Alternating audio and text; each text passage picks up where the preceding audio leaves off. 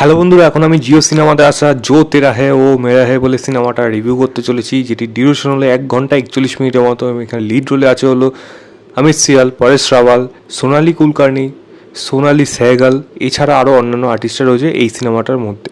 গল্পটাই ছোট্ট করে বলি। মানে অমিত সিয়াল যে ক্যারেক্টারটা, ছোটোবেলার থেকে তার ইচ্ছা ছিল তার যে জায়গায় কাজ করতো তার সামনে একটা বড় বাংলো বাড়ি ছিল, যেখানে যে বাংলো বাড়িটা প্রতি তার একটা লোভ ছিল বা বলা যায় তার সেই বাড়িটা কেনার ইচ্ছা ছিল। বড় হয়ে তার সে এস্টাবলিশ হয়ে যাচ্ছে এবং সেই বাড়িটা কিনতে যাচ্ছে, যেই বাড়িটার মালিক হলো পরেশ রাওয়াল। এবার সে কি এই বাড়িটাকে তাকে কিনতে দেবে, কেনই বা দেবে, এবং এই কেনার জন্য সে কী কী পন্থা নেয় এবং সেটা কীরকম পর্যায়ে যায়, সেটা মজাদার হয় নাকি সেটা ভয়ঙ্কর হয়, সেটা তো আপনারা সিনেমা দেখলে বুঝতে পারবেন। এবং আলটিমেটলি কি বাড়িটা তার নিজের হতে পারে, এর থেকে বেশি জানতে হলে জিও সিনেমাতে গিয়ে আপনাকে এই সিনেমাটা দেখতে হবে।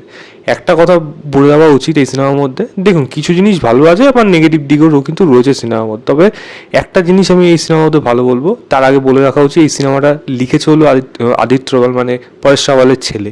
তো এই গল্পটার মধ্যে একটা জিনিস উঠে আসছে, সেটা হলো মানুষ যদি লোভ করে এবং তার যদি নিজস্ব মানবিকতা বা সে যদি খুব প্রচণ্ড সেলফিশ হয় এবং নিজের ইচ্ছাটা পাওয়ার জন্য সে সমস্ত কিছু পন্থায় যেতে পারে, তার পরিণতি যে খারাপ হতে পারে তার দিক কিন্তু এই সিনেমাটা উঠে আসে। যদিও এরকম ফরম্যাটে অন্যান্য আরও আগে অনেক সিনেমা হয়েছে, তো সেটার থেকে এইটা নতুন কিছু না। তবে হ্যাঁ, এটাকে একটু মজাদার ওয়েতে দেখানো হয়েছে, সেটার দিক থেকে আমি বলবো এই যে আইডিয়াটা কিন্তু আমার সিনেমাটা থেকে সেখান থেকে ভালো লেগেছে। কারণ এরকম ধরনের একটা কমিক এলিমেন্ট করে একটা সেখান থেকে ব্যঙ্গ হচ্ছে, সেই জিনিসগুলো দেখতে কিন্তু অ্যাজ এ অডিয়েন্স আপনার কিন্তু খারাপ লাগবে না, টাইম পাস হিসাবে কিন্তু চলে যাবে এই সিনেমাটা, আমি বলে দিতে পারি।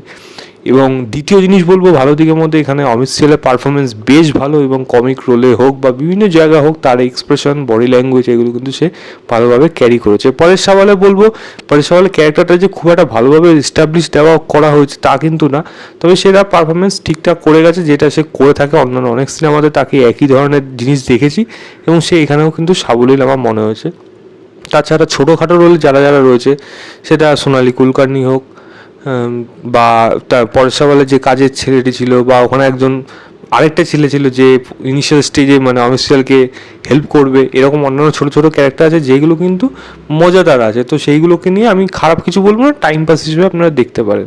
এবং সিনেমার যে পরিণতি, মানে সেইটা যেই জায়গায় যাচ্ছে এবং সেখান থেকে যে মানুষের রিয়েলাইজেশন বা বলা যায় উপলব্ধি কী হলো, সেই জিনিসটা ডিরেক্টর একটা মজার ছলে ব্যাখ্যা করে দেখিয়েছে। সেটার জন্য আমি বলবো এটা একটা ঠিকঠাক ক্লাইম্যাক্স হিসেবে শেষ হয়েছে। খুব এক্সট্রা অর্ডিনারি কিছুই না, একটা অর্ডিনারিভাবে শেষ করা হয়েছে, বাট সেটা একটা ইন পজিটিভ সেন্সে বলা যায়।